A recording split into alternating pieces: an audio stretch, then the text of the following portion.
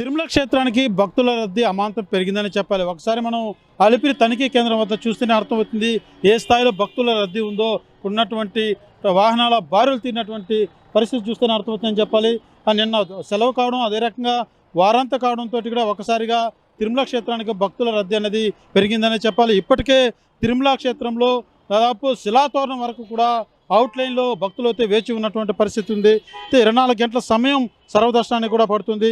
Queue లైన్లో ఉన్నటువంటి భక్తులందరికీ కూడా సరైనటువంటి సౌకర్యాలు అందించే దిశగా కూడా టీటీడీ అయితే అడుగులు వేసిందనే చెప్పాలి. సరే, మనం అలిపిరి వద్ద తనిఖీ కేంద్రం వద్ద ఒకసారి మనం పరిశీలించినట్లయితే ఈ యొక్క తనిఖీ కేంద్రంలో రోజుకు 4000 పైచిలుకు వాహనాలు అంటే ఇక్కడ ట్రాఫిక్ లేకుండా చెకింగ్ చేసి పంపించే విధంగా కూడా ఇక్కడ ఉన్నటువంటి తనిఖీ కేంద్రాల కౌంటర్లు కూడా ఉన్నటువంటి పరిస్థితి. అయితే ఇవాళ ఆ యొక్క ఏదైతే సంఖ్యను మించి అధిక శాతంలో భక్తులు రావడంతో వాహనాలన్నీ కూడా బారులు తీరాయని చెప్పాలి.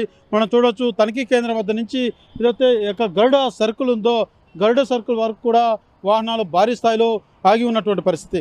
ప్రధానంగా వైకుంఠ ఏకాదశికి 3 రోజుల పాటు టోకన్ లేనటువంటి భక్తులకి దర్శనం ఉండదు కాబట్టి భక్తులంతా కూడా ఈ 3 రోజుల్లోనే సోమవారం దర్శించుకునే విధంగా కూడా ఒక్కసారిగా తిరుమల క్షేత్రానికి తరలి వస్తున్నటువంటి పరిస్థితి ఉందని